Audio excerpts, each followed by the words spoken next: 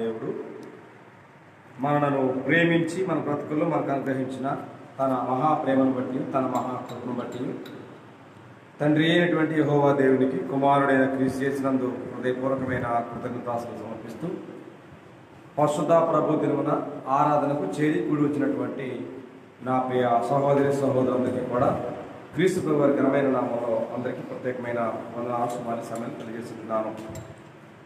ప్రాముఖ్యంగా నేటి పరిశుద్ధ ప్రభు దినమున మనం మానవుని యొక్క జీవితంలో ఉన్నటువంటి వాస్తవ సత్యాలను మనం ఈ సమయంలో ఆలోచన చేయబోతా ఉన్నాం. మానవుడు అని మనం అనగానే, చదవగానే, వినగానే మనకు ఎవరు జ్ఞాపకం వస్తారు? మానవుడు అని అనగానే ఎవరి జ్ఞాపకం రావాలి? మానవుడు అని అనగానే జ్ఞాపకం రావాల్సింది ప్రాముఖ్యంగా దేవుడు. ఎందుకంటే బ్రతుకుతున్న మానవుడు ఎవరి స్వరూపము? దేవుని స్వరూపము, దేవుని పోలిక. మానవుడు దేవుని స్వరూపము, దేవుని పోలిక, అదే కదా. కాబట్టి దేవుడు మానవుడిని సృష్టించాడు అని 100 కీర్తన మనం చదువుతాం. ఆయనే మనలను పుట్టించను, మనము ఆయన వారము, ఆయన మేపెట్టిన గొర్రెలం అనేటువంటి వాస్తవ సత్యాన్ని మనం నిత్యము చదువుతూనే ఉంటాం, వింటానే ఉంటాం. కాబట్టి ఆయన పుట్టించాడు, ఆయనే పోషిస్తున్నాడు. కానీ ఆయన మనకేమిచ్చాడు? ఆయన మనకేమిచ్చాడు అంటే తన స్వరూపాన్ని ఇచ్చాడు, తన పోలికను మనకి ఇచ్చాడు అనే విషయాన్ని గ్రంథం మనకు స్పష్టంగా బోధిస్తూ ఉన్నాయి. అయితే వాటితో పాటు ఏమిచ్చాడంటే మనకు ఆయన ఏమిచ్చాడు? ఏమండి? అపోస్తల కార్యక్రమం 17వ అధ్యాయం 4వ వచనం ఆయన అందరికీ ఏమిచ్చాడు? జీవమును, ఊపిరిని, సమస్తమును అని ఇచ్చాడు. ఏమండి? ఆయన జీవమును, ఊపిరిని. జీవం ఎవరిది? దేవుడిది. తన పోలిక అన్నాడు. కాబట్టి నిజంగా మానవునిక జీవితంలో స్థిరమైనది ఒకటి నేను చెప్పగలరా? మానవునిక జీవితంలో స్థిరమైనవి ఏమీ లేవు. ఒకటి మాత్రమే స్థిరమైంది, అది ఆత్మ మాత్రమే. ఎందుకని అంటే అది దేవుని నేచర్ ఆఫ్ ద గాడ్, అది దేవుని స్వరూపము, దేవుని పోలిక. కాబట్టి దేవుడు నిత్యుడు, మానవుడికి ఇచ్చినటువంటి ఆత్మ నిత్యమైంది. ఈ భూలోకంలో ఏది నిత్యం కాదు అని అర్థమేంటి? కంటికి కనబడేది ఏది స్థిరమైంది కాదు. ఏదైతే కంటికి కనబడడం లేదో అది శాశ్వతమైంది. ఒకటి దేవుడు శాశ్వతం, కంటికి కనబడడం. దేవుడు మనకిచ్చిన ఆత్మ కంటికి కనబడదు, శాశ్వతం. పరలోకం శాశ్వతం, కంటికి కనబడతలేదు, చనిపోతే కనబడుతుంది. కాబట్టి కంటికి కనబడకుండా ఉన్నది ఏదైతే ఉందో అది వాస్తవం. కంటికి కనబడేది ఏదైతే ఉందో అది అశాశ్వతమైనవి అనే విషయం గ్రంథం బోధిస్తుంది. కాబట్టి విశ్వాసం అనే మాట విషయంలో ఒకే మాట చెప్పుకొచ్చాడు. విశ్వాసం అనున్నది ఏమి చెప్పుకొచ్చాడు? నిరీక్షింపబడు వాటి యొక్క నిజస్వరూపమును అదృశ్యమైన విన్నమన్నట్టు రుజువే ఇవాళ క్రైస్తవ యొక్క విశ్వాస ప్రమాణం. ఎందుకంటే దేవుడు కనబడడం, కానీ ఉన్నాడని నమ్ముతున్నాం. దేవుడు మనకిచ్చాడు ఆత్మని చెప్తున్నాం, మనం నమ్ముతున్నాం. కాబట్టి పరలోకం, ఇవన్నీ కూడా విశ్వాసంతో నమ్మేటువంటి విషయం తప్ప అవి కంటికి కనబడేవి కావు అనే విషయాన్ని క్రైస్తవులుగా మనం గమనించాల్సిన ఆవశ్యకత ఉంది. కాబట్టి భూమి మీద మానవునికి అన్ని ఇచ్చాడు. ఏమిచ్చాడు? అన్నీ ఇచ్చాడు. జీవాన్ని ఇచ్చాడు, ఊపిరిని ఇచ్చాడు, తన ఆత్మని ఇచ్చాడు, దాంతోపాటు ఆరోగ్యం ఇచ్చాడు, ఆయుష్కాలం ఇచ్చాడు, ఇల్లు ఇచ్చాడు, కుటుంబాలు ఇచ్చాడు, బంగారం ఇచ్చాడు, వెండి ఇచ్చాడు, ఎక్కడెక్కడ పనులు ఇచ్చాడు, బ్యాంక్ బ్యాలెన్స్, సర్వ సమృద్ధిని కలుగజేశాడు. అవునా కదా? ఇచ్చింది ఎవరు? ఇచ్చింది దేవుడు. దేనికోసం ఇచ్చాడంటారు? అలాంటి సర్వ సమృద్ధిని దేవుడు ఎందుకోసం ఇచ్చాడంటారు? ఏమండి? అలాంటి సర్వ సమృద్ధిని దేవుడు ఎందుకు ఇచ్చాడంటారు? దేవుని మీద తిరుగుబాటు జంకిచ్చాడంటారా? ఈ భూమి మీద మానవుడికి ఆరోగ్యం ఇచ్చాడు, ఆయుష్కాలం ఇచ్చాడు, దాంతోపాటు డబ్బు కూడా ఇచ్చాడు, బంగారం ఇచ్చాడు, పొలాలు ఇచ్చాడు, ఎస్టేట్లు ఇచ్చాడు, సర్వ సమృద్ధిని దేవుడు మానవుడికి ఇచ్చాడు. ఎందుకు ఇచ్చాడంటారు? అవన్నీ ఇచ్చింది దేనికి? వాటన్నిటిని దేవుడు ఎందుకు ఇచ్చాడంటారు? వాటన్నిటిని పొందుకొని మంచి ఫలాభివృద్ధి పొందుకొని దేవుని మీద తిరుగుబాటు చేయడానికి. దేనికి? అసలు నిజంగా ఆరోగ్యము ఆయుష్కాలం వాటితో పాటు వెండిని కానీ బంగారాన్ని కానీ ఆస్తి కానీ ఐశ్వర్యం కానీ దేవుడు ఎందుకు ఇస్తాడంటారు? ఈ భూమి మీద ఉన్న మానవుడికి సకల ఐశ్వర్యాలను దేవుడు ఎందుకు ఇస్తాడు? ఎందుకు ఇచ్చాడంటారు? ఏమండి, ఎందుకు ఇచ్చాడంటారు?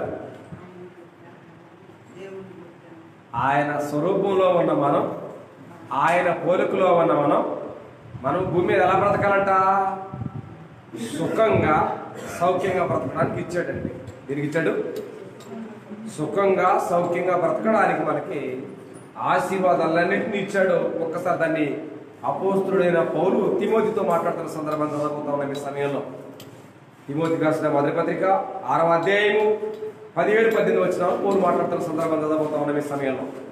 ఇహమందు ధనవంతులైన వారు గర్విష్ఠులు కాక అస్థిరమైన ధనమునందు నమ్మక ఉంచుక అన్నాడు. ఏమండి, ఇహమందు అంటే అర్థం ఏంటి? ఈ లోకంలో ధనవంతులైన వారు ఏం కాకూడదు? గర్విష్ఠులు కాక. దొరకలేదండి. తిమోతి రాసిన మొదటి పత్రిక 6వ అధ్యాయము 16-17 వచ్చినారు ఉన్నాడు.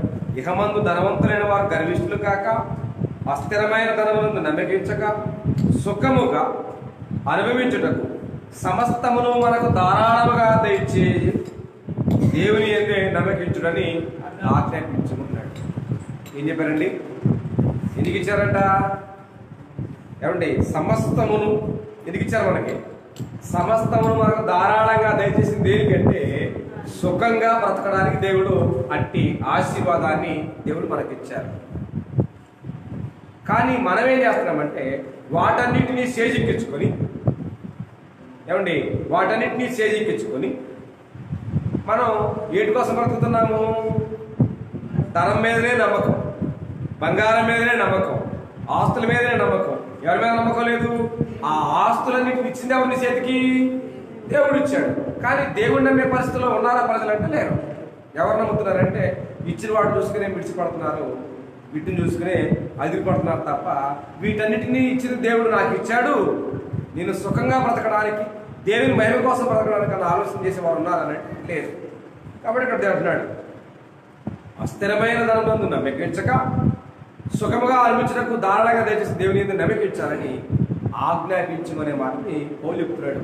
అంటే నిజంగా దేవుడిని నమ్మే విషయం అనేది మాటలు చెప్పేది కాదు, ఆజ్ఞాపించే విషయం అంట. ఎందుకంటే దేవుడు నీకు భూమి మీద తీసుకొచ్చి జీవాన్ని, భూమిని, సమస్తాన్ని ఇవ్వడమే కాకుండా భూమి మీద సుఖంగా బ్రతకడానికి దేవుడికి అన్ని సకల ఆశీర్వాదాలను ఐశ్వర్యాలను దేవుడికి ఇచ్చాడు. కానీ మనం నమ్మేది ఎవరిని? ఐశ్వర్యాన్ని నమ్ముతున్నాం, ఐశ్వర్యాన్ని నమ్ముతున్నాం కానీ దేవుణ్ణి నమ్మట్లేదు. కాబట్టి మత్తయి 6వ అధ్యాయంలో ఒక వ్యక్తి దేవునికిని సిరికిని దాసులుగా ఉండనేరు అన్నాడు. దేనికి అర్థం? సిరి అంటే అర్థం ఏంటి? డబ్బు, ఆస్తులు, అంతస్తులు, ఎస్టేట్, అది సిరి. కాబట్టి సిరి అంటే లోక సంబంధం, కంటికి కనబడేది. కంటికి కనబడేది ఏంటి? దేవుడు. కంటికి కనబడేదాన్ని నమ్ముతున్నాడు కానీ కళ్ళతో చూసి, కళ్ళతో దాగి, ఏమండి, వాటిని మనం నమ్ముతున్నాం కానీ కంటికి కనిపించినటువంటి దేవుణ్ణి నమ్మే పరిస్థితుల్లో నేటి మానవ జాతి మనవడా లేదన్నది వాస్తవం. కాబట్టి ఒక మానవుడు అటు దేవునికి, ఇటు దేవునికి, అటు దేవునికి ఇటు సిరికి దాసులుగా ఉండడం అనేది వాస్తవం. కానీ ప్రజలు దేన్ని ప్రేమిస్తున్నారు? దాన్నే ప్రేమిస్తున్నారు. ఒకవేళ సార్ నీకు వచ్చింది, నీకు ఒక 10 కోట్ల డబ్బులు ఉండొచ్చు, 10 ఎకరాల పొలం ఉండొచ్చు, 10 బిల్డింగ్లు ఉండొచ్చు. నువ్వు వస్తా ఏమైనా తెచ్చావా? ఏం చేయాలా? మరి వెళ్తా ఏమైనా తీసుకెళ్తావా?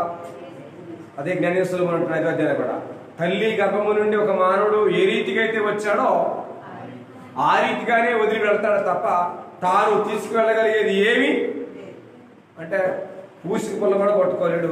దిగంబరిగానే వచ్చాడు, దిగంబరిగానే వెళ్తాడు. వెళ్ళారు చాలా మంది. ఎవరు ఎత్తుకెళ్ళారా? ఒక పలానాయన ఎత్తుకెళ్ళారు చెప్పగలరా? ఎత్తుకెళ్ళారని ఎవరు చెప్పలేదు. ఎందుకంటే ఎవడెళ్ళినా ఒట్టి చేతులు తెల్లాల్సింది తప్ప అంటే వచ్చినప్పుడు తెచ్చింది ఏమీ లేదు, వెళ్ళేటప్పుడు తీసుకెళ్ళింది ఏదీ లేదు. కానీ ఇక్కడ భూమి మీద బతికినంత కాలమే నాది నాది నాది అని దానికోసం ప్రయాసపడతాం. కానీ మానవుల యొక్క జీవితంలో ఏది శాశ్వతం కాకపోతే ఒకే ఒకటి శాశ్వతం మనం విన్నాం. ఏంటిదా శాశ్వతం? ఏమండి? దేవుడు మానవునికి ఇచ్చినటువంటి ఏమైనా ఉండొచ్చు, వాటిని live it at the moment, ఖచ్చితంగా ఆ సమయంలో వదిలిపెట్టాలి. కానీ ఒకటి మాత్రమే శాశ్వతంగా ఉండేది, అదేంటనంటే ఆత్మ. మనిషి దేని గురించి ఆలోచన చేస్తాడో, దేహాన్ని గురించి ఆలోచన చేస్తాడా, ఆత్మ గురించి ఆలోచన చేస్తాడా? భూమి మీద బ్రతికినంత కాలం దేహానికి సౌకర్యం, ఆత్మ చనిపోయిన తర్వాత ఆత్మకు సౌకర్యం అనేది ఏం అవసరం లేదు. ఏమండి, మనం భూమి మీద బ్రతికినంత కాలం సౌకర్యం అంతా, సుఖం అంతా దేనికి ఇవ్వాలి? దేహానికి ఇవ్వాలి. దేహానికి నువ్వు సౌకర్యవంతంగా కల్పిస్తున్నావంటే ఆత్మను ఏం చేసుకుంటున్నావు? నువ్వు ఆత్మను దూరం చేసుకుంటున్నావు. శాశ్వతమైంది ఏంటిది? ఆత్మ. అశాశ్వతమైంది శరీరం, దేహం, మట్టి దేహం.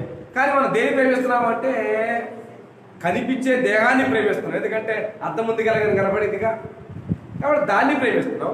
అద్దం ముందు వెళ్తే కనబడింది ఆత్మ, కాబట్టి దాన్ని ప్రేమించాం. అది ఆడబోతే మనకి ఏమండి, అది ఆడుంటే మనకే, అది ఆడబోతే మనం అనుకుంటాం.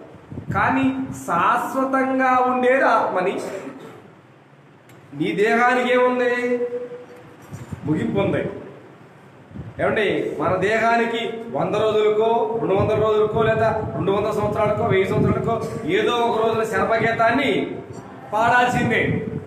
ఎవరో ఒకళ్ళు పాడి ఎత్తాల్సిందే, తీసుకెళ్లి బావిడ పాతి పెట్టాల్సిందే. కానీ ఆత్మను పెట్టడానికి ఆస్కారం ఉందా? ఆత్మను శాశ్వతంగా ఒకే చోట ఉంచగలిగిన వాడు ఆయన ఎవరైనంటే దేవుడు మాత్రమే.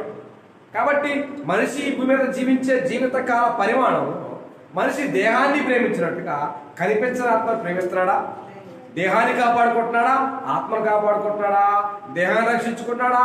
ఆత్మ రక్షించుకుంటున్నాడా అని అంటే 100కి 100% దీన్ని దేహాన్ని కాపాడుకుంటున్నాడు. బాగానే ఉంది. ఈ భూమి మీద బతికినంత కాలం కాపాడుకునేది దేహాన్ని, ఇబ్బంది ఏమీ లేదు. చనిపోయిన తర్వాత ఇక్కడ దేహం సుఖం అనిపించింది, ఆడకు వెళ్ళిన తర్వాత కష్టాలు అనిపించేది ఎవరు? నిజంగా క్రైస్తవునికి ఆత్మకి శరీరానికి ఉన్నటువంటి డెఫినేషన్ వ్యత్యాసం అర్థం కావాలి. ఎందుకనంటే శరీరానికి ఆత్మ, ఆత్మ శరీరానికి దగ్గరగా ఉంటాయా, వ్యతిరేకంగా ఉంటాయా? ఏమండి, దగ్గరగా ఉంటాయా, వ్యతిరేకంగా ఉంటాయా? నేను మీకు 2 భాగాలే చెప్పాను. ఒకటి శరీరము, 2 ఆత్మ. ఈ 2 ఒకదాని ఇంకోదానికి వ్యతిరేకంగా ఉంటాయా, ఏకంగా ఉంటాయా? ఏమండి, వ్యతిరేకంగా ఉంటాయా, కలుస్తాయా? ఏమండి, శరీరం ఆత్మ, ఆత్మ శరీరానికి వ్యతిరేకంగా ఉంటాయా, కలిసి ఉంటాయా? ఏమండి, ఎందుకని? నిజంగా నిజమైన వాక్యం ఎరిగిన క్రైస్తవునికి మొట్టమొదటి శత్రువు ఎవరు చెప్పగలరా? వాక్యం ఎరిగిన క్రైస్తవునికి మొట్టమొదటి శత్రువు ఎవరయ్యారంటే మన మట్టి దేహమే తప్ప మరొకటి కాదు. మన మొట్టమొదటి శత్రువు మన దేహమే. ఎందుకు అని అంటే దాన్ని అపోస్తుడైన పౌలు జ్ఞాపకం చేస్తున్నాడు. కాబట్టి పత్రికలో మీకు ఒకసారి జ్ఞాపకం చేస్తా. దాన్ని 5వ అధ్యాయం ఎఫెసీయులకు రాసిన పత్రిక, గలాతీయులకు రాసిన పత్రిక 5వ అధ్యాయము 16 వచనాలు. నేను చెప్పనదేమనగా ఆత్మానుసారంగా నడుచుకొనుడి, అప్పుడు మీరు శరీరేచ్ఛను నెరవేర్చరు. శరీరం, అదిగోండి, శరీరము ఆత్మకును, ఆత్మ శరీరమునకును విరోధముగా ఆపేక్షించును అన్నాడు. ఎందుకని? ఆత్మ ఏమడుగుద్ది? ఆత్మ ఏమడుగుద్ది అంటే ఆత్మీయమైన ఆహారం వాక్యాన్ని అడుగుద్ది. శరీరం ఏమడుగుద్ది? బిర్యానీ పెట్టు, పలావ్ పెట్టు, కోడిగుడ్డు పెట్టు, చికెన్ పెట్టు, మటన్ పెట్టు అని అడిగి శరీరం అడుగుద్ది. కానీ నిజంగా మనిషి దేనికి ప్రయత్నిస్తాడు? శరీరానికి ప్రయత్నిస్తాడు. మనం ఆత్మకు భోజనం చేయాలని ఏమైనా ఆలోచన చేస్తారా? ఆత్మకి ఆత్మ బలహీనంగా ఉంది. మన దేహంలో శరీరం పుష్టిగానే ఉంది, ఆత్మ బలహీనంగా ఉంది. బలహీనమైన ఆత్మకు వాక్యమనే ఆహారం అవసరమనే విషయంలో ఎంతమంది శ్రద్ధ వహిస్తారు? అది ఆడ గాలిపోయినా పర్లేదు, ఏడ ఇప్పుడు కాలిపోయే సంగతి అర్థం కాదు. శాశ్వతంగా కాలిపోతున్నప్పుడు కానీ అర్థమవుతుంది, ఇప్పటిదాకా అర్థం కాదు. కాబట్టి ఆ కాలిపోయేది ఏడ అర్థం కావాలి మనకంటే భూమి మీద బతికొండగానే మనకు అర్థం కావాల్సిన పరిస్థితి ఉంది. ఆత్మకి ఎంత ప్రయారిటీ ఇస్తున్నారో దేహానికి ఎంత ప్రేరేపిస్తున్నారో, శరీర సౌఖ్యానికి ఎంత ప్రేరేపిస్తున్నారో, ఆత్మకి ఎంత ప్రేరేపిస్తున్నారో మీరు చూడాల్సిన అవసరం ఉంది. కాబట్టి దాన్ని పోలి మాట్లాడుతున్నాడు. ఆత్మ శరీరానికి, శరీరం ఆత్మకు ఎవరేంట విరోధంగా ఉన్నాయా, శత్రుత్వంగా మీకు కలిసి ఉన్నాయా? విరోధంగానే ఉన్నాయి అని అన్నాడు. కాబట్టి మానవుని యొక్క దేహము నిజంగా వాక్యమైన క్రైస్తవునికి మానవుని యొక్క దేహమే మొట్టమొదటి శత్రువు. కానీ మనమేమనుకుంటామంటే మన శత్రువు ఎవరని కానీ మన శత్రువు సాధారణ అంటారు. సాధారణ కాదు, మన దేహమే మనకు శత్రువు. ఎందుకంటే దేవుని పనిని ఆటంకం చేయడంలో మన ప్రధానమైనటువంటి ఎజెండా ఏంటంటే దేహమే. ఏమి వెళ్తాంలే, ఏమి తిరుగుతాలే, వర్షం రాట్లా, ఎండ రాట్లా, చలి రాట్లా, ఏమి వెళ్తాం వాడికి మనం. కాబట్టి వెళ్ళలేము, ఈ పూట వెళ్ళలేవులే, బతుకుంటూ వచ్చే వరం చూద్దాం అనేటువంటి ఆలోచనతోటి మనం మాట్లాడుకుంటాం. కాబట్టి ఆ సందర్భం ఎక్కడ అర్థమైంది మనకంటే యేసుక్రీస్తు యొక్క కలువరి శిలువ బలియాగంలో ఆయన అన్నాడు, దీనికి దేవుని చిత్తాన్ని నెరవేర్చడంలో ప్రభువు అని అన్నారు, ఆత్మ సిద్ధమే కానీ ఏమండి, ఆత్మ సిద్ధంగానే ఉంది కానీ శరీరం బలహీనంగా ఉందన్నాడు. కాబట్టి బలహీనమైనటువంటి దేహాలు దేవుడు మనకిస్తే మనం దేహాన్ని చూసుకొని ఆత్మ సంబంధంగా బలహీనపడుతున్నావా, బలపడుతున్నావా? బలహీనపడుతున్నావా? బలహీనపడినటువంటి నీకు ఆత్మీయంగా బలం లేదుగా. నువ్వు గేటు కాడికి వెళ్ళాలని నడవాలంటే ఏం కావాలి? ఎనర్జీ కావాలా? అవునా కదా? ఎనర్జీ ఉంటేనే గేటు కాడికి నడవాలి, కొంచెం అటు ఎక్కగలం. కాబట్టి మరి నీ ఆత్మ పరలోకం చేరడానికి బలం కావాలిగా, చేరాలి కదా. నీ ఆత్మ పరలోకం చేయాలంటే బలం కావాలా? ఏడేమిటి కుదురుద్దా? ఏంటా బలం? వాక్యం అనే బలం కావాలి కదా. మరి ఆ వాక్యానుసారంగా నీ దేహాన్ని నువ్వు పెంచావా? పెంచవా? నువ్వు మీద బతికినంత కాలమేమో దేహానికి దారపోసావు నీ ఆయుష్ మొత్తాన్ని. ఆత్మ కోసం ఏం చేయలేదు అంటే ఏనాడు ఫోకస్ చేయలే. ఆత్మకు బలం లేదు, వాక్యం లేదు, ఏమీ లేదు. భూమి మీద బతికినంత కాలం నీ దేహానికి వేసిన మాత్రం గట్టిగా వేసావు. ఏం వేసావు? ఆదివారం అదే మటన్ వేసావు, బిర్యానీ వేసావు, పలావ్ వేసావు, ఏదేదో చేసావు. కానీ నీ ఆత్మ బలపడడానికి, నీ ఆత్మ శాశ్వతంగా ఉండే ఆత్మ బలపడడానికి, స్థిరంగా ఉండడానికి, అది దేవునితో యుగాయుగాలు ఉండడానికి దాని కొరకు ఏమైనా ఏర్పాట్లు చేసావేంటి? దానికి ఏర్పాట్లు చేయము. చేస్తావా? దేహానికి మాత్రం మంచి మంచి మంచి ఏర్పాట్లు చేస్తాం. ఏడకి వెళ్ళినా కూడా దేహానికి మంచి మంచి ఏర్పాట్లు ఉంటాయి కదా. ఉదయం స్నానం, సాయంత్రం స్నానం, ఏమండి బట్టలు, దానికి సంబంధించినటువంటి స్ప్రేలు, దానికి సంబంధించినటువంటి ఆహారం, ఎక్కడ ఏం వాడాలో ఖచ్చితంగా దానికి కంటెంట్ ఖచ్చితంగా వాడతాం. కానీ ఆత్మకు మాత్రం ఆదివారం మాత్రం ఒక 1 అవర్ అట్లా వచ్చి ఇట్లా వెళ్ళిపోతే ఆత్మ బలపడడానికి ఆస్కారం ఉందా? ఇవ్వండి, బలపడడానికి ఆస్కారం ఉందా? లేదు. మరి ఏం చేయాలా? రక్షణ విషయంలో రక్షణ అనేది దేనికి? దేహానికి, ఆత్మక? అవునా కదా? ఆత్మకు రక్షణ విషయంలో ఎదగాలి అంటే ఏం కావాలండి? ఏం కావాలి? ఒక మానవుడు రక్షణ విషయంలో ఎదగాలి అంటే, బలపడాలి అంటే, పరలోకం చేరాలి అంటే ఏం కావాలండి? దాన్ని పేతురు చెప్పుకొచ్చాడు. పేతురు రాసిన మొదటి పత్రిక 2వ అధ్యాయంలో చెప్పుకొచ్చాడు. ఆ సంగతి ఒకసారి చూద్దాం. పేతురు రాసిన మొదటి పత్రిక 2వ అధ్యాయం ప్రారంభం వచ్చిన భాగం నుంచి మనం చదివితే, ప్రభువు దయాళుడని మీరు రుచి సమస్తమైన దుష్టత్వమును, సమస్తమైన కపటమును, వేషధారణను, అసూయను, సమస్త దూషణ మాటలను మాని, ఏమండి ఏమానాలంట? ఏమానాలి? సమస్తమైన దుష్టత్వం. దుష్టత్వం అంటే అర్థం ఏంటి? నీ ఆత్మను నరకానికి తీసుకువెళ్ళగలిగేటువంటి చెడు. దుష్టత్వం అనే మాట పౌలు చెప్పుకొచ్చాడు, పేతురు చెప్పుకొచ్చాడు, యోహాను చెప్పుకొచ్చాడు. ఏం చెప్పంటే పైత్యం అన్నాడండి. ఏ పైత్యం? దుష్టత్వం అనే మాట గురించి అపోస్తులుడు యోహాను పేతురు మాట్లాడుతూ ఎక్కడ గారడి సీమోను దగ్గర ఆ ప్రస్తావన చేయబడింది. దుష్టత్వం అనే దగ్గర కింద పుట్టినోట్లు ఏముందనంటే సేదైన పైత్యం అన్నాడండి. సేదైన పైత్యం. దుష్టత్వం అంటే చెడు అని అర్థం. కాబట్టి ఇక్కడ మాట్లాడుతున్నాడు. ఏమన్నాడు ఇక్కడ పేతురు మాట్లాడుతూ? సమస్తమైన దుష్టత్వమును అంటే అర్థం ఏంటి? మానవుని యొక్క దేహంలో ఉన్న సమస్తమైన చెడును, ఇంకా కపటమును. కపటం అంటే అర్థం ఏంటి? కపటము పైకోటి, పైకో మాట, లోపలికో మాట. అంటే చెడును, కపటమును, వేషధారణ అర్థం ఏంటి? వేషధారణ. వేషధారణ అంటే అర్థం ఏంటి? మోసం ఏడ జరిగింది?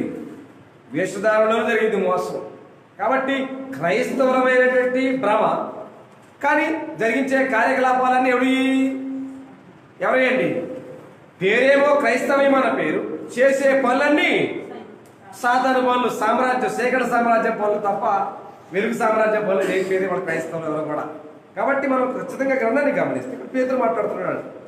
సమస్తమైన దుష్టత్వమును, సమస్తమైన కపటమును, వేషధారణను, అసూయను, సమస్త దూషణ మాటలను మాని క్రొత్తగా జన్మించిన శిశువులను పోలిన వారై నిర్మలమైన వాక్యమును పాల వలన రక్షణ విషయంలో ఎదుగు నిమిత్తము అని అన్నాడు. ఎక్కడ ఎదగాలి? లోకంలో మాత్రం బాగా ఎదుగుతున్నాయి దేహాలు. ఏమండి? దేహాలు మాత్రం దారుణ్యంగా బాగా దిట్టంగా బాగా పెరుగుతున్నాయి. కానీ దేంట్లో పెరగట్లేదు అని అంటే ఆత్మ సంబంధంగా రక్షణ విషయంలో మాత్రం ఆత్మలు ఎదగడం లేదు. నిజంగా చాలా మంది పిల్లలు చూస్తూ ఉంటాం. పౌష్టికాహారం లేని పిల్లలు ఎలా ఉంటారంటే ఎప్పుడు చూసినా వయసు అయితే ఉంటుంది, కానీ వారు శరీరంలో దృఢత్వం ఉండదు. వారు నరుగించి పిల్లలుగానే ఉంటారు. ఎందుకంటే అర్థం ఏంటి? వారికి సరైనటువంటి ఆహార పోషణ లేదు కాబట్టి వారు బక్క చిక్కిపోయి ఎప్పుడో చూసినప్పుడు 5 సంవత్సరాలు పెట్టున్నారో ఇప్పుడు కూడా అట్లాగే ఉంటారు.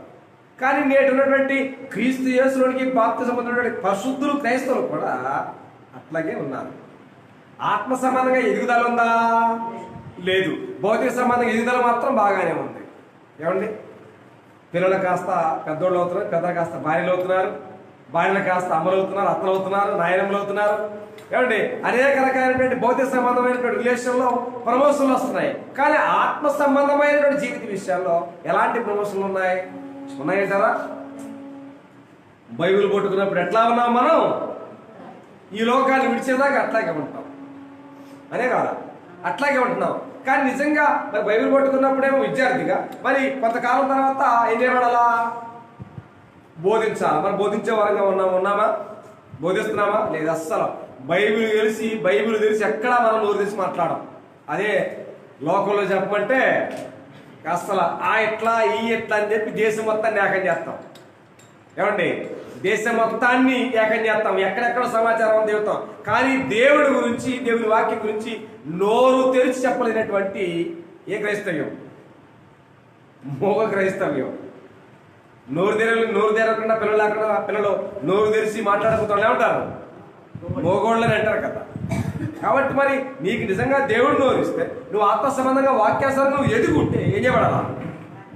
వాక్యాన్ని బోధించే వారంగా మనం ఉండాలి. దేవుడు నీకు అన్ని సౌకర్యాలు ఇచ్చాడు, కానీ రక్షణ విషయంలో ఎదిగే వారంగా ఉన్నామా?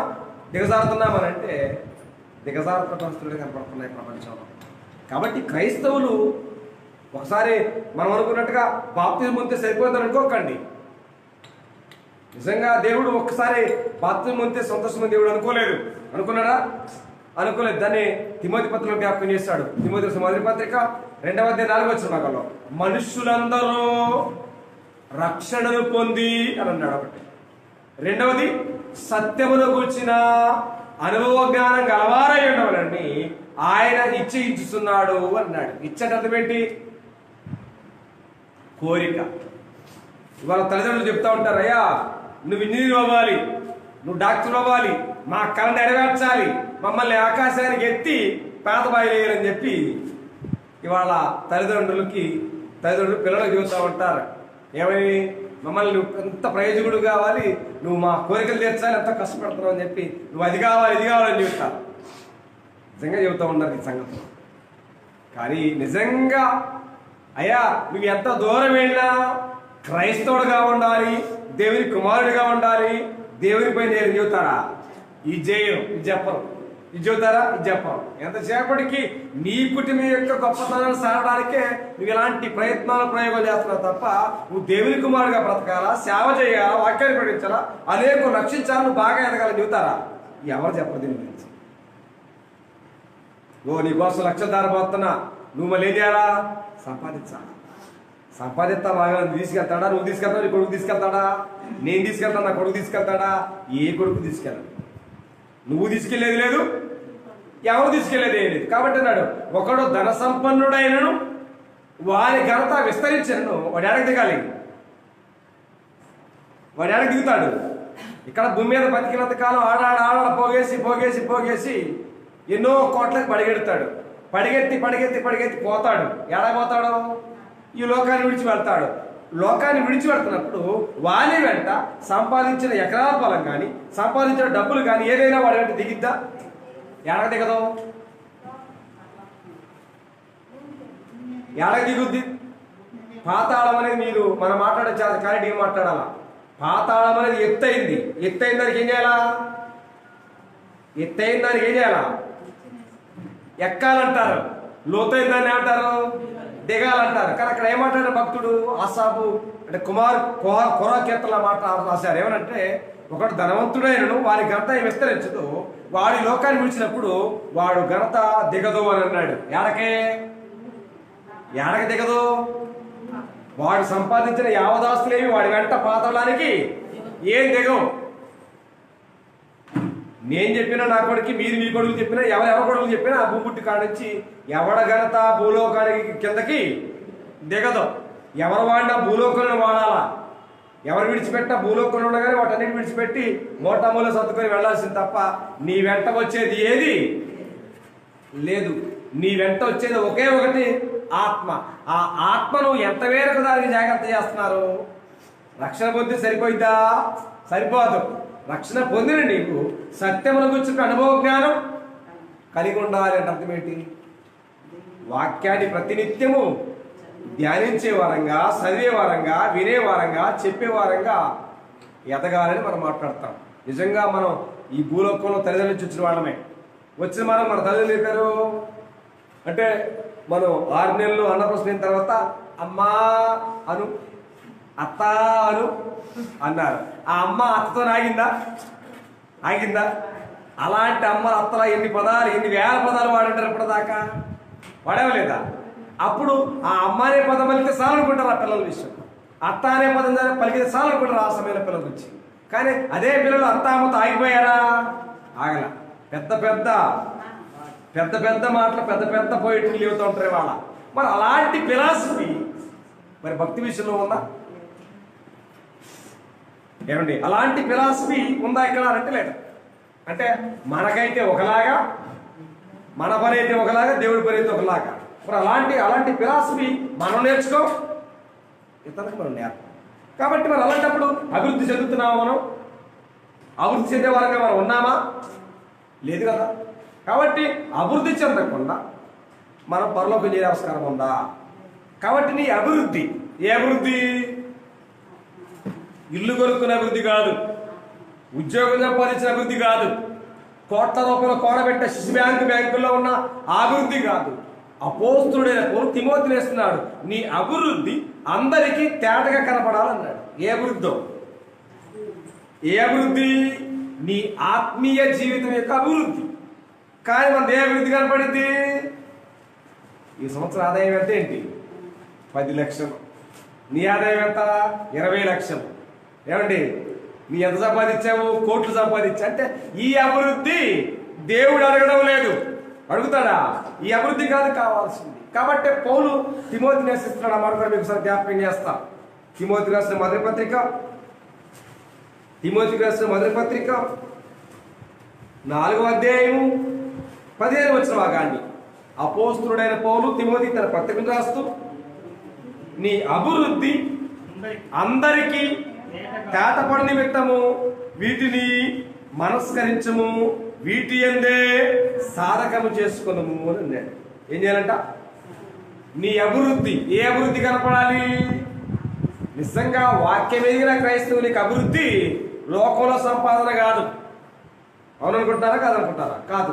యేసుక్రీస్తు మత్తయి 16 అన్నాడు, ఒకడు లోకమంతయు సంపాదించుకొని తన ప్రాణమును పోగొట్టుకోవటం వల్ల అతనికి ఏమైనా ప్రయోజనమా అని అన్నాడు. లేదుగా. నిజంగా నీ నీ దీక్ష, నీ తపన, నీ వ్యామోహం అంతా దేని మీద ఉండాలా? ఆత్మ సంబంధమైన జీవితం మీద ఉండాలా. కానీ మన జీవితం మనమేమనుకుంటామంటే ఆత్మ అగ్నిగుండంలో ఆగుతాయి కారిపోతున్నా మనకి ఇబ్బంది లేదు, మన దేహం యొక్క సౌకర్యం మాత్రమే మనం చూసుకోవడానికి ప్రయత్నం చేస్తాం భూమి మీద. అంటే ఈ సౌకర్యము, ఈ సౌలభ్యం అనేది భూమి మీద బతికినంత కాలమే. కానీ భూమి మీద భూలోకాన్ని విడిచిన తర్వాత అది పడే తపన ఏది? ఆత్మ పడే తపన, ఆత్మ పడే వేదన ఇవాళ మనకి ఎవ్వరి కంటికి కనపడతలేదు, అది మనకు అర్థం కావట్లేదు. అర్థమైన తర్వాత ఉపయోగం ఉందా? కాబట్టి పౌలు చెప్తున్నాడు, రాబో కాలం మనకు మంచి పునాది అన్నాడు. ఏ పునాది వేస్తారేంటి? సిమెంట్ అయితే వేస్తారా, లేకపోతే మంచి కాంక్రీట్ వేస్తారా? నువ్వు కట్టుకునే భౌతిక సంబంధమైన గుడారానికి లేదా ఇంటికి పునాది ఎంత ప్రాముఖ్యమైందో ఆత్మ సంబంధమైన క్రైస్తవ జీవితానికి, పరలోకమనే వారిది పరలోకం చేయాలనే క్రైస్తవుడికి ఏం కావాలి? వాక్య ప్రకారమైన పునాది కావాలని దేవుడు కోరుతున్నాడు. లేదే ఇసుక మేడలు కట్టుకుంటున్నారు ప్రజలు, వాళ్ళ ఇసుక మేడలు కట్టుకుంటున్నారు. కాబట్టి మతస్వ దేవుడు తెలియడు. కాబట్టి ఈయన మాటలు విని వాటి చొప్పులు చేయు ప్రతివాడు పండ మీద తన ఇల్లు కట్టుకున్న బుద్ధిమంతుడి పోలి ఉన్నాడు అని అన్నాడు. ఈయన మాటలు విని వాటి చొప్పున చేయని వాడు ఏడా ఇసుక మీద తన ఇల్లు కట్టుకున్న బుద్ధిహీనుడి పోలి ఉన్నాడు అన్నాడు. బుద్ధిమంతుడి లక్షణాలు ఎవరికి లేవు. బుద్ధిహీనతమైన లక్షణాలే ప్రపంచంలో క్రైస్తవ దగ్గర కనబడుతున్నాయి తప్ప వేరే ఆలోచన లేనట్టుగా కనబడుతుంది దేవుని పిల్లలు. కాబట్టి పరలోకం అనేది మనం అనుకున్నంత ఆశామాసేమి కాదండి, మీది మర్చిపోకండి. భౌతిక సంబంధమైన దేశాన్ని దేవుడు ఆశామాసికి వెళ్ళలేదు, వాళ్ళకి ఇచ్చడా? ఐగిప్తు నుంచి కారణానికి బయలుదేరితే 40 సంవత్సరాల వారిని అరణ్యంలో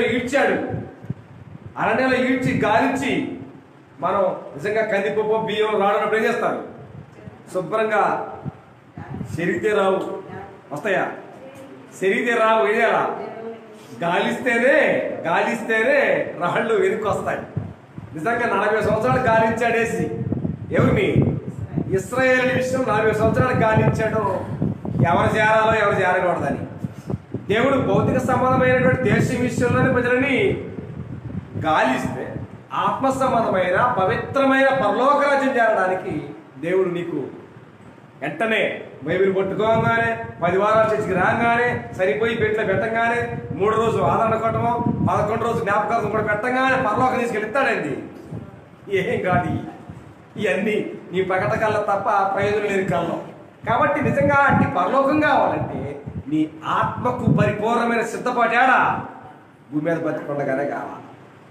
కానీ మనం ఎంతసేపటికి భౌతిక సంబంధమైనటువంటి ఆదరణ, ఆందోళన వీటి కోసమే తప్ప అలంకరణ ఏం కాదు. నిజంగా అలంకరణంగానే మనకేం అర్థమవుతుంది? ఏమండి, అలంకారానికి ప్రతిరూపం ఎవరండి? ఏమండి, స్త్రీలే కదా. ఎందుకంటే స్త్రీల గురించే మాట్లాడు. అలంకార ప్రియులు ఎవరయ్యా అంటే స్త్రీలు అని చెప్పుకొచ్చాడు. కాబట్టి దాని పేదలు ఏం మాట్లాడారో చూసినట్టయితే మీ హృదయపు అంతరంగ స్వభావము అలంకరణగా ఉండాలన్నాడు. ఏంటది? మీ హృదయపు అంతరంగ స్వభావం అలంకరణగా ఉండాలన్నాడు. ఆడ అవసరం లేదు. ఏంటయ్యి పైకేసే సెటప్పులు పుట్టప్పులు బయట హృదయానికి అవసరం లేదు. ఏడాస్తాను మనం మొఖాలకు వేసుకుంటున్నాం, ఒంటికి వేసుకుంటున్నాం. కానీ దేవుడు కోరింది ఏంటి? దేహానికే, హృదయానికి ఏమని చెప్పాడు? నిజంగా మానవుడు అనగానే సెంటర్ పాయింట్ అంటే హృదయం. ఎందుకనంటే హృదయం నిండిన దాన్ని బట్టి నోరు మాట్లాడుద్ది, హృదయం చేసిన దాన్ని బట్టి అంటే హృదయం నిండిన దాన్ని బట్టే మనిషి పాపం చేస్తాడు, మనిషి చేస్తాడు, చెడు చేస్తాడు. కాబట్టి హృదయం అన్నింటికంటే మోసకరమైనది. కాబట్టి ఆ మోసంలో ఉన్న నీ హృదయ అంతరంగ స్వభావం అలంకరణగా ఉండాలి. అది విలువ కలిగింది దేవుని దృష్టికి అన్నాడు.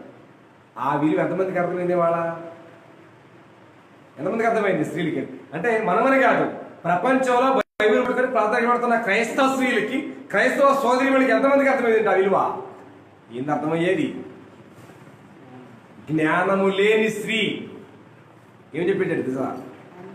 జ్ఞానము లేని స్త్రీ పంది ముక్కున ఉన్న బంగారపు కమ్మి వంటిది అని అన్నాడు. నిజంగా ఇవాళ స్త్రీ స్టేజీలు ఎక్కే స్త్రీలు, వాక్యం చెప్పే స్త్రీలు ఏమి లేకుండా ఎక్కట్లేదు.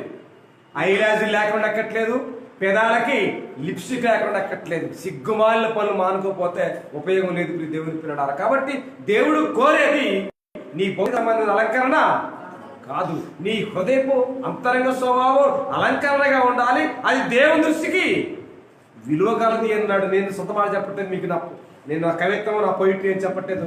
దాన్ని పేతురు మాట్లాడి మీకు వస్తున్న మాట జ్ఞాపకం చేస్తాను. పేతురు రాసిన మొదటి పత్రిక 3వ అధ్యాయంలో చెప్పుకొచ్చిన మాట, 3వ దినాలకు వచ్చిన కానీ సాధువైనట్టు మృదువైనట్టు గుణమను అక్షయ అలంకారము గల మీ హృదయ అంతరంగ స్వభావము మీకు అలంకారముగా ఉండవలను, అది దేవుని దృష్టికి మిగులు విలువ గలది అని అన్నాడు. ఇవాళ మన దృష్టి విలువ కలిగింది ఏంటి? బంగారం. మన దృష్టి విలువ కలిగింది ఏంటి? వజ్రాలు, వైడ్యాలు, కెంపులు. కానీ దేవుని దృష్టి విలువ కలిగింది ఏంటంటే మీ హృదయపు అంతరంగ స్వభావము వాక్యానికి లోబడి వాక్య ప్రకారంగా అలంకరించుకోవాలని దేవుడు కోరుతున్నాడు. అది అవసరం లేదు. ఏ అవసరం? ఈ అవసరమే. ఎంతసేపటికి భౌతిక సంబంధమైన సెటప్లు అవసరం తప్ప ఆత్మ సంబంధంగా జీవితాన్ని అంటే ఒక క్రైస్తవుడు దేనికోసం సిద్ధపడుతున్నాడు ఏంటి? దేహం సిద్ధం చేస్తున్నాడా లేదా ఆత్మ సిద్ధం చేసుకోవాలా? నిజంగా ఒక క్రైస్తవుడుగా మార్గాన్ని ఎంచుకుని తిరగంటే నీ ఆత్మను శుద్ధి చేసుకోవడానికి, నీ ఆత్మను సరి చేసుకొని పరలోకం తీసుకెళ్ళడానికి నువ్వు ఈ క్రైస్తవ మార్గం అనే దానికి వచ్చావు తప్ప దీని ఏదో లోకాన్ని చూపించడానికి కాదు. లోకాన్ని చూపించడానికి వచ్చే దాన్ని ఏమంటారంటే వేషధారణ అంటారు. నీ కోసం వచ్చే దేనికి? పరలోకం కోసం. ఆ పరలోకం కోసం రావాలంటే మారాల్సింది ఏంటంటే నీ అంతరంగ స్వభావం మారాలా. ఆత్మానుసారంగా నీ జీవితాన్ని వాక్యాసారంగా సరి చేసుకునే ప్రయత్నం చేయాలా. కానీ తేడా కనపడడం లేదు ప్రపంచంలో. ఎంతసేపటికి మన ఫోకస్ అంతా దేహం మీద, ఎంతకాలం శరీరం కోసం. కాబట్టి శరీరానికి ఏం కావాలండి?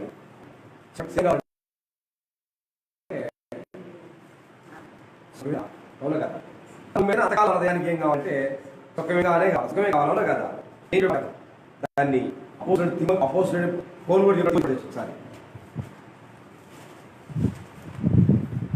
తిమోతి రాసిన 2వ పత్రిక 3వ అధ్యాయము 2వ వచన భాగాన్ని,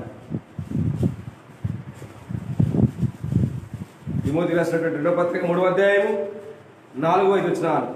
ద్రోహులు, మూర్ఖులు, గర్వాంధులు, దేవుని కంటే సుఖానుభవములు ఎక్కువగా ప్రేమించువారు అన్నాడు.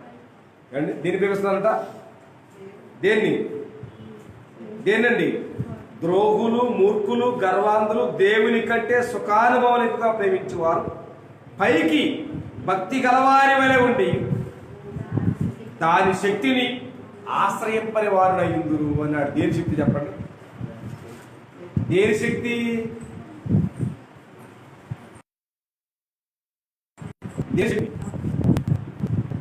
పైకి భక్తి గల వారి వలె ఉన్న ప్రజలు, వారు స్త్రీలైనా పురుషులైనా ప్రపంచంలో ఎవరైనా సరే దేని శక్తి అర్థం కాలేదు. అది ఏ శక్తి? వాక్యానికి ఉన్న శక్తి. సృష్టిలో గొప్పగా ఉన్నవాడు, గరుడైన వాడు, ఉన్నతమైన వాడు అంటే మానవుడే. ఆ ఉన్నతమైన మానవుడికి దేవుని వాక్యం విలువేంటో అర్థం కాలేదు. ఏం చేస్తున్నాడు? ముత్యములను పందుల ఎదుట వేయొద్దు అన్నాడు. జరుగుతుంది అదే పరిస్థితి. నీ ముత్యములను పందుల ఎదుట వేయొద్దు అన్నాడు. ఎందుకని? పందులకు ఏం తెలుసు? ఈ ముత్యాలండి, ఈ వజ్రాలండి, ఈ వైడ్యాలని, ఈ కెంపులని తెలుసా? వాటికి తెలియదు. తెలిస్తే అవి తక్కువ. కాబట్టి నీ ముత్యములను నడయద్దు, పందుల ఎదుట వేయొద్దు, కుక్కల ఎదుట వేయొద్దు అని చెప్పొచ్చాడు. ఎందుకంటే ఇవాళ లోకములో ఉన్న మానవుడు ఆ రెండింటికంటే అధ్వానం. కాబట్టి ఆ నిజంగా వేషధారణతో బ్రతికే ఏ క్రైస్తవుడికి ముత్యాలాంటి దేవుని వాక్యమైన శక్తి అర్థం కానే కాదు. భూమి మీద బ్రతికిన కాలం అర్థమవుతా? అర్థం కాదు. కాబట్టి మీ ముత్యములను పందులు ఏంటి వాటిని కాలం తొక్కడమే కాకుండా ఏంది తొక్కుతున్నావు అంటే మిమ్మల్ని కూడా చీల్చేస్తాయని చెప్పుకొచ్చాడు యేసుక్రీస్తు 7వ అధ్యాయంలో. కాబట్టి ప్రియదేవుని పిల్లరా, దాని శక్తిని అనగా వాక్యం యొక్క శక్తిని ఆశ్రయించని వారినై ఉన్నారు అన్నాడు. నిజంగా మనకంటే ముందున్నవి ఏమున్నాయి? మనకంటే ముందే ఉన్నాయి సృష్టిలో, అన్నీ ఉన్నాయి. మనకంటే ముందు ఉన్నవన్నీ కూడా నిజంగా దాని శక్తిని ఆశ్రయించకపోతే మన భూమి మీద బతకడానికి మనుగడ ఉందా? నేటికి కూడా అవన్నీ ఆ శక్తిని ఆశ్రయించే బ్రతుకుతున్నాయి. అవును కదా? అవి సూర్యుడైనా చంద్రుడైనా దేవుడు ఏ మాట అయితే ఆజ్ఞాపించాడో అదే మాటకు లోబడి మానవుడికి సేవ చేస్తున్నాయి. అవి సూర్యుడైనా చంద్రుడైనా నక్షత్రాలైనా ఋతువులైనా వర్షమైనా హిమమైనా ఏమండి వడగళ్ళైనా ఏదైనా ఉండొచ్చు, అన్నీ కూడా ఆ శక్తిని అవి ఆశ్రయించే. కానీ ఆ శక్తి ఔన్నత్యం మనకు అర్థం కావట్లేదు. ఎంత మైకులు పెట్టి బోధించినా చెవిటి వాడి చెవిలో చెక్క వదిలినట్టే ఉంది తప్ప ఆ వాక్యం యొక్క సారాంశం ఏ క్రైస్తవుడికి అర్థం కాని పరిస్థితి. నిజంగా ఆ వాక్యమే అర్థం కాకపోతే నీకు నెమ్మది నుంచి వచ్చింది. ఆ ఆత్మీయమైనటువంటి దేవుని వాక్యం ఆ ఆత్మకి ఆ హృదయానికి నీకు అర్థం కాకపోతే నీకు నుంచి వచ్చింది కదా. 119వ కీర్తన 115 వచ్చిన భాగంలో నీ వాక్యము నా పాదంలో నుంచి నెమ్మది ఇచ్చుతున్నది. ఇంకేమన్నాడు అక్కడ?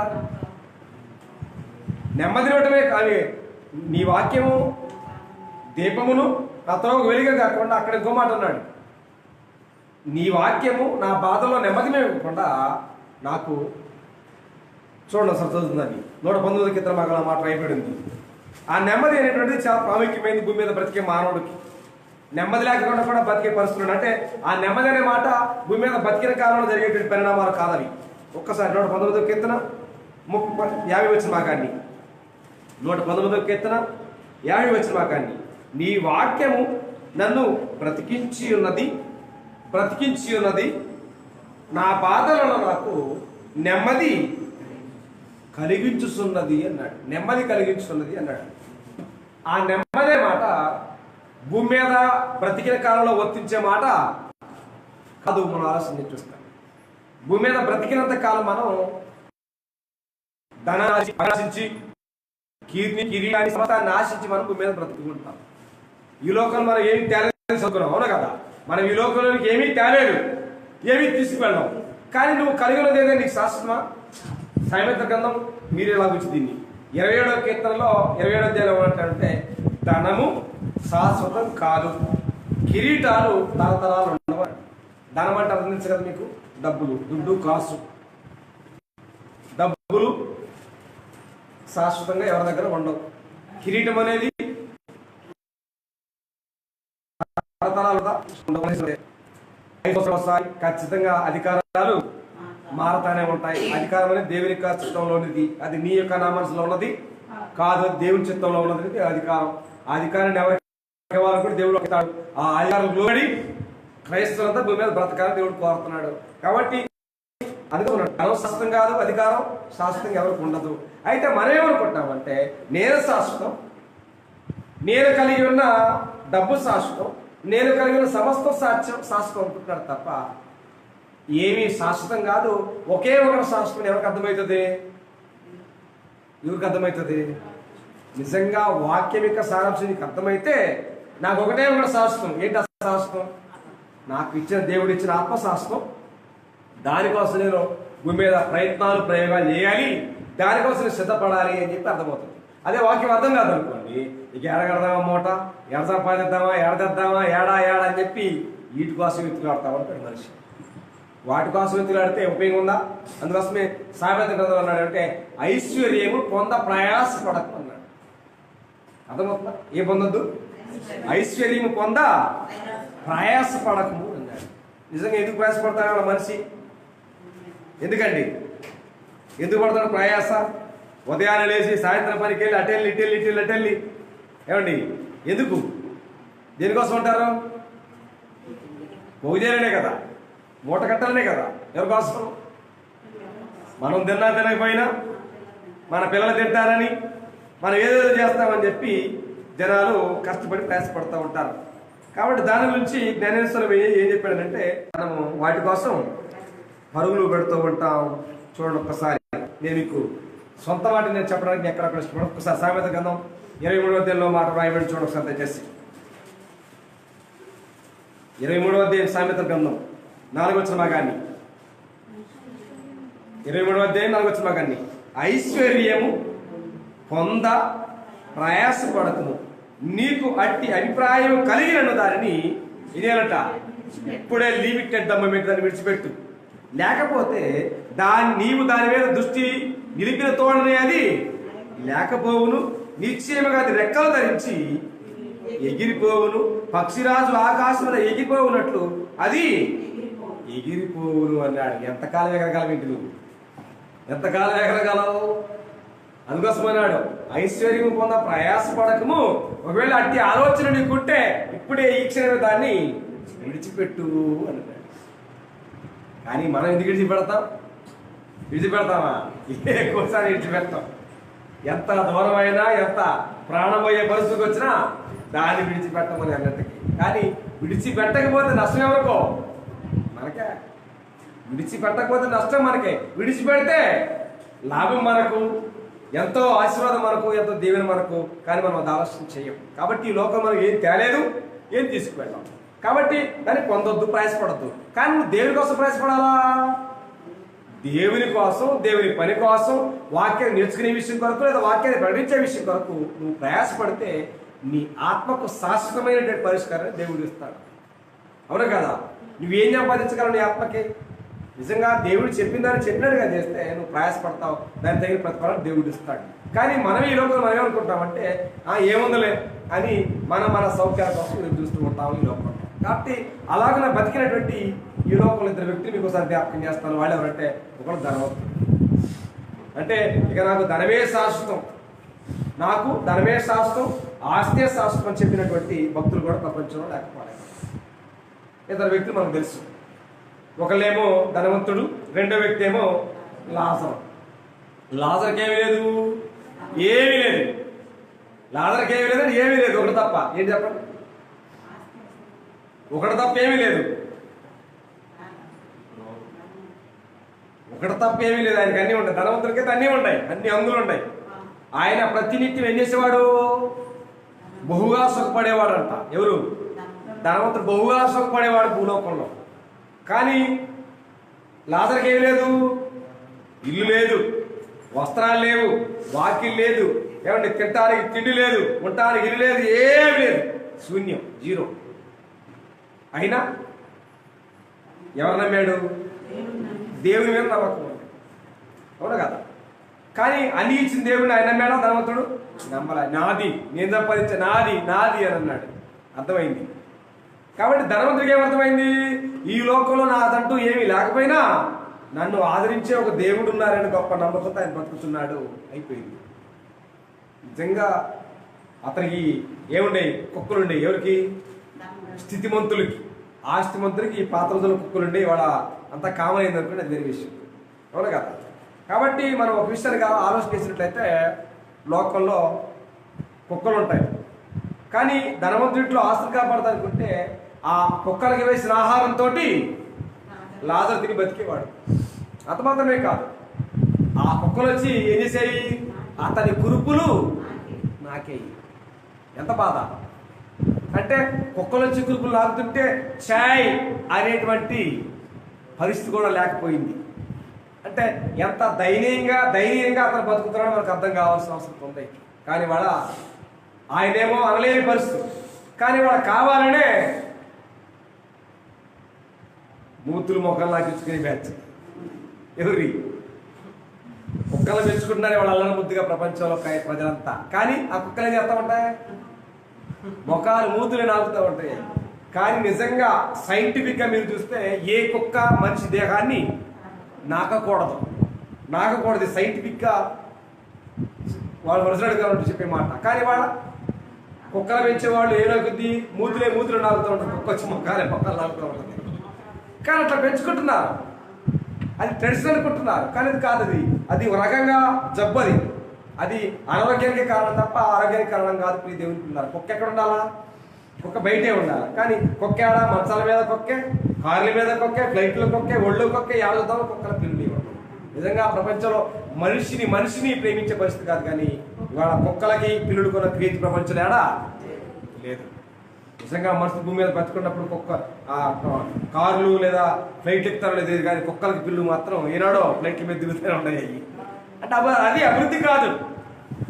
నిజంగా ఆత్మ సంబంధమైన అభివృద్ధి శాశ్వతంగా ఉండే దానికోసం ప్రయాసపడాలి తప్ప మేము కారు కొనుక్కున్నాం, మేడ కొనుక్కున్నాం, మిద్దరు కొనుక్కున్నాం, మీ ఫ్లైట్ ఎక్కాం, అది ఏనాడు దేవుడు కోరిన అభివృద్ధి కాదది. అది అభివృద్ధి అని వాళ్ళు భ్రమపడుతున్నారు. క్రైస్తవులంతా ఆలోచన చేయాలి, అది కాదు. కాబట్టి ఇక్కడ ధనవంతుడు అనుకున్నాడు, ఇక నాకు మించినటువంటి రాయల్ లైఫ్ ఆయన రిచ్ అని ఎంత అనుకున్నాడు. అయిందా? అవలా. అందుకోసమే లోకంలో ఒక సామెత ఉంది, ఏమంటారంటే ఇళ్ళకగానే పండగ కాదండి, కుడి వెళ్ళని కుడు అన్నాయి ఏమంటారు, కుడుందనగానే కుట్లల్లో అంటారు. అయిందా? అవతం. ఇళ్ళకగానే పండగ అయితే చాలా పని ఉంది దాని కనుక. కాబట్టి అన్నట్టుగానే ధనవంతుడు భూమి మీద బ్రతికాడు, ఏమీ లేనటువంటి దరిద్రుడు కూడా భూమి మీద బ్రతికాడు. కానీ ఆయనేమో దేహం కోసం బ్రతికాడు, దరిద్రుడే లాజరేమో ఆత్మ కోసం బ్రతికాడు. అతని యొక్క ఆలోచన అంతా ఆత్మ మీద ఉంది, ఇతని యొక్క దేహం అతని యొక్క ఆలోచన అంతా దేహం మీద, సుఖం మీద ఉంది. నేను సుఖపడుతున్నాడు. అయిపోయింది. వన్స్ ఆఫ్ ఎనీ టైం ఒక రోజున ఖచ్చితంగా మరణం ఉందా? అందుకోసమే 89 కీర్తన అంటాడు కదా, మరణమును రుచి చూడక బ్రతికే నరుడు ఎవడో భూమి మీద ఎడుగా. సామాన్యుడైన సామంతుడైన డై చనిపోవాల్సిందేగా, చనిపోవాల్సిందే. చనిపోయారు. చనిపోయినట్టు ధనవంతుడు ఎడకెళ్ళాడు, ఇద్దరు వెళ్ళింది పాతాళానికి. ఏమండి? ఇద్దరు వెళ్ళింది పాతాళానికి. ఆ పాతాళంలో ఉన్నటువంటి ఆ ప్లేసుల యొక్క వ్యత్యాసం మనకు అర్థం కావాలి క్రైస్తవులు. ఆ ధనవంతుడు ఎక్కడికెళ్ళాడు అంటే ఎక్కడికెళ్ళాడు? ధనవంతుడు ఎక్కడికి వెళ్ళాడు? నరకమనే మాట లేదు, కలపొద్దు మనం. ఏమండి? ధనవంతుడు ఎక్కడికి వెళ్ళాడు అంటే అక్కడ ప్లేస్ సపరేట్ చేశాడు. లేఖనాల్లో ఉంది, అది కావాలి మనకు సారాంశం. ఏముంది? పాతాళం అనేటువంటి ప్లేస్ ఒకటే ఉంటే సహజంగా ఇల్లుని కడతారు. ఇల్లుని కడితే ఏముంటాయి? Kitchen, bedroom, hall, common. ఈ మూడు కలిస్తేనే ఇల్లు తప్ప ఇట్లా దీన్ని ఇల్లు అంటారు, దీన్ని హాల్ అంటారు, ఇది కమ్యూనిటీ హాల్ అంటారు తప్ప దీన్ని ఇల్లు అన్నారు. అట్లాగే పాతాళం అనేటువంటి ప్లేస్లో మూడు స్టేటస్లు ఉన్నాయి. ఒకటి ఏంటంటే యాత్రకరమైన స్థలం, రెండవది నెమ్మదికరమైన స్థలం, మూడవది ఏంటంటే ఆ రెండింటి మధ్యలో ఉన్నటువంటి అగాధం. కానీ అబ్రహాము ధనవంతుడు ఇద్దరు కలిసి పాతాళానికి వెళ్ళారు. కానీ ఆ పాత్రలు అబ్రహాం గారికి వెళ్ళాడంటే, అదే ధనవంతుడి గారికి వెళ్ళాడంటే యాత్రకరమైన స్థలానికి వెళ్ళాడు. దరిద్రుడే లాజరుడికి వెళ్ళాడంటే నెమ్మదికరమైన స్థలానికి వెళ్ళాడు. ఆ నెమ్మదికరమైన స్థలంలోకి వెళ్ళినటువంటి లాజరును చూసి అబ్రహాం, అది ధనవంతుడికి కళ్ళు చిటచిట అంటున్నాడు. ఎందుకు? అప్పుడు అన్నాడు, ఓ తండ్రివైన అబ్రహామా, నేను అగ్నిజ్వాలలో యాత్ర పడుతున్నానయ్యా. కాబట్టి నీ దగ్గర ఉన్నాడే ఎవరైనా, ఇప్పటిదాకా నా ఇంటి ముందే ఉన్నాడు, ఇప్పుడు నీకు అంటున్నాడు, అతన్ని పంపించు. ఏమని? తన వేలి కొనలతోటి నీళ్ళు తీసుకొస్తాడు, యాత్ర పడుతున్నాడంటే. అప్పుడు అన్నాడు, నా కుమారుడా, నీవు నీ జీవిత కాలమంతు నీకిష్టమైన సుఖాన్ని అనుభవించావు, అది జ్ఞాపకం చేసుకో. కానీ లాజరు తన జీవిత కాలంలో కష్టాన్ని అనుభవించాడని జ్ఞాపకం చేసుకో అన్నాడు. అంటే ఏ సుఖమేనా? ఏ సుఖం? భౌతిక సంబంధమైన శారీరకమైన సుఖాన్ని పొందాడు. ఇక అక్కడేం లేదు, ఆత్మీయ సౌకర్యం, సుఖం అనేది లేదు, ఉండదు అని తెలిసేసాడు. కాబట్టి ధనవంతుడైనటువంటి ఏమో సుఖం లేదు. అక్కడ సుఖం లేవెట్టేవారు భూమి మీద? లాజరుకు సుఖం లేదు. ఉందా? ఒక పక్క ఆహారం లేదు, ఒక పక్క వస్త్రం లేదు, ఒక పక్క కురుపులు, అలాంటి ఎంతో వేదనతోటి భరించి ఈ లోకాన్ని విడిచితే ఏమొచ్చింది? దానికి నెమ్మది వచ్చింది. కాబట్టి ఈ లోకంలో మన శరీరాన్ని ప్రేమించి శరీర సౌలభ్యం కోసం, సుఖం కోసం మనం ఎలాంటి పరిపాట్లు పడ్డా దానివల్ల నీకు ఒరిగేది ఏమీ లేదు. కానీ సుఖపడేదేమో దేహం, దానికి పనిష్మెంట్, శిక్ష విధి పొందేదేమో ఆత్మ. మన దేహానికి ఉండాల్సిన, మానవ జీవితం అనగానే ఉండాల్సిన ఫోకస్ దేని మీద? ఆత్మ మీద ఉన్నప్పుడే మన దేహానికి, మన జీవితానికి విలువ అర్థమైనట్టు తప్ప, లేకపోతే అర్థం కానట్టే దేవుని పిల్లలు. కాబట్టి ఈ భూమి మీద నువ్వు జీవించే నీ జీవితాన్ని బట్టే రేపు దేవుడిని తీర్పులోనికి తేబోతున్నాడు. కాబట్టి ఈ ఆయుష్కాలం ఈ భూమి మీద పుట్టించిన దేవుడు నిన్ను ఎందుకు పుట్టించాడంటే ఈ 70 సంవత్సరాల్లో, ఈ 80 సంవత్సరాల్లో ఆత్మీయంగా ఎంతవరకు నమ్మకం కొనసాగాలవేంటో అన్నది పరిశోధన చేయడానికి దేవుడు ఎక్కడో తీసుకొచ్చాడు. లెక్కే లేకపోలేదు. కాబట్టి మనం మే 13వ తారీఖున ఓట్లు అందరం హ్యాపీగా వేసి వచ్చాం. జూన్ 4 ఏమైంది? లెక్క తేలిందా లేదా? భూమి మీద మనం 70 సంవత్సరాలు బతికితే లెక్క తేరాలా లేదా? తేలాగా. నువ్వు దేనికోసం బతికావు? ఆత్మ కోసం బతికావా? దేవుడి కోసం బతికావా? కేవలం దేవుడు నీకు ఇచ్చినటువంటి శరీర సౌఖ్యాల కోసం భూమి మీద బ్రతికావా? లెక్క ఖచ్చితంగా తేలాలగా. లెక్క తేలకుండా వదిలిపెట్టరుగా. కాబట్టి ఇవాళ భూమి మీద బ్రతుకుతున్న మనం దేనికోసం బ్రతుకుతున్నామన్నట్టు అవగాహన లేకుండా, ఏమండి దేనికోసం బ్రతుకుతున్న క్లారిటీ లేకుండా బ్రతకొచ్చు. కానీ లెక్క తేల్చే రోజు ఒకళ్ళు ఉన్నారని, ఆయన రోజున లెక్క తేల్స్తాడనే విషయంలో గుర్తెరిగితేనే మనం భూమి మీద జాగ్రత్త. కాబట్టి కొలన్నాడు, రాబో కాలం వరకు మంచి పునాది తమ కొరకు వేసుకొలుసు ఔదార్యం గలవారును ఇంకేం కావాలంట, సత్క్రియలు మనం ధనము గలవారును కావాలని దేవుడు కోరుతున్నాడు. ఇక్కడ ధనం కాదు. ఇక్కడ ధనం వల్ల ఏం ఉపయోగం లేదు. ఇక్కడ ధనం వల్ల తనుకునేది ఈ వారసులే. నాకు రూపాయి వచ్చింది, నీకు పాపాయి వచ్చిందని ఇక్కడ తనుకునేది అదే తప్ప, నువ్వు సంపాదించుకునే సత్క్రియలు అనే ధనం వల్ల నీకు సౌలభ్యం పరలోకంలో. కాబట్టి మనం ఆ సత్క్రియని ధనం గలవాలని దేవుడు కోరుతున్నాడు తప్ప ఈ ముడి మీద ముడేసి మురిగిపోయే డబ్బుల గురించి కాదు దేవుడు చెప్తుంది. కానీ మనం వేసే దాని గురించి నిజంగా క్రైస్తవిక భావాలు వేరు, క్రైస్తవిక జీవిత ఉద్దేశం వేరు. కానీ అది వాక్యం అర్థమైతే అర్థం కావట్లేదు కాబట్టి అది అర్థంగా జీవిస్తుంది మనమంతా ఇక్కడ. కాబట్టి నిజమైన వాక్యం వేరు, క్రైస్తవిక ఆలోచన వేరు, ఉద్దేశం వేరు, వాడికి నడవడిక వేరు, వాడి సూట్ వేరు, వాడికి అసలు రూట్ సపరేట్ అనమాట అది. కానీ నిజంగా ఆ భావాలు నిజంగా మనకు అర్థం కావట్లేదు కాబట్టి ఏడుంది మన మనసు అంతా మట్టి కిందనే ఉంది, మట్టి మీదనే ఉంది. కాబట్టే కదా పౌలన్నాడు కొలసీ పత్రికలో, మీరు క్రీస్తు యేసుతో కూడా లేవబడిన వారైతే ఏం వెతకాల? పైనుండ వాటిని వెతకమన్నాడు. మన మనసు అంతా ఏడ ఉంటుందంటే భూమి మీదనే ఉంటుంది. 2 జీవరాశులు భూమి మీద జీవితకాలంలో ఆకాశాన్ని చూడడం. 2 జీవరాశులు ఉంటాయి భూమి మీద. లాస్ట్ టైం దాకా ఇక పైన ఆకాశం ఉందని తెలియదు. 1 పంది, 2 గొర్రె. ఎప్పుడు ఇక వెనక్కి తిప్పుతారు కొయ్యటానికి, ఇక అప్పుడు తప్ప ఇక ప్రపంచం. కాబట్టి అలాంటి జీవితాలు మానవ జాతి మనం కూడా కాకూడదనే విషయాన్ని దేవుడు లేఖన జ్ఞాపకం చేస్తున్నాడు. కాబట్టి మంచివారేమి చెడ్డవారేమి ఖచ్చితంగా మనం తీర్పులోకి వస్తాం. ఆ తీర్పులోకి రావడానికి ముందే ఖచ్చితంగా నువ్వెవరవో, దేవుడు నీకు జీవితాన్ని నిలిగించాడో, నీ ఆత్మ యొక్క ఉన్నతమైన స్థితి ఏంటనే విషయాన్ని గుర్తిరిగి ఆత్మీయంగా సిద్ధపడదు తప్ప భౌతికంగా సిద్ధపడాల్సింది. ఇవాళ భౌతిక సమస్య సిద్ధపాటేమో ఆకాశానికి అంటే అంత ఉంది. ఆత్మీయ సిద్ధపాటు ఏడాది చూద్దామనే కనపడుతుంది ప్రపంచం. కాబట్టి నీ అభివృద్ధి, నీ ఆత్మీయమైన అభివృద్ధి అందరికీ తేటపడేలాగా నువ్వు జీవితాన్ని జీవించాలా వాక్య ప్రకారంగా. వాక్యాన్ని విరుద్ధంగా నువ్వేం చేసినా ఉపయోగం లేదు దేవుని. కాబట్టి అలాంటి ఆత్మీయమైన సిద్ధపాటు నీకుందా, నాకుందా, మనకుందా అని ఎవరికి వారిగానే ఏం చేసుకోవాలా? ఒకరినొకరు విమర్శ చేసుకోకుండా ఎవరిని వారే చేసుకోవాలా. విమర్శ చేసుకుంటే రేపు తీర్పు పొందకపోతాకుండా ఉంటాం. కాబట్టి ఆ తీర్పు పొందకుండా ఉండాలి అంటే భూమి మీద బతికిన మన జీవిత కాలంలోనే మనం జీవించే జీవితం సిద్ధపాటు ఆత్మీయంగా ఉందా, భౌతికంగా ఉందా, దేహాందా, ఆత్మత, దేనికి మనం సిద్ధపడుతున్నాం, దేనికోసం బ్రతుకుతున్నాం అనే విషయంలో క్లారిటీ కలిగి జీవించాలని ప్రతి వారి ప్రేమతో హెచ్చరిస్తూ ఈ అవకాశాన్ని ఇచ్చిన దేవుడికి హృదయపూర్వకమైన కృతజ్ఞతలు సమర్పిస్తూ ఎంత ఓపిక మీ అందరికీ కూడా నా ప్రత్యేక చేస్తూ నా మాట చూస్తున్నారు అందరికీ.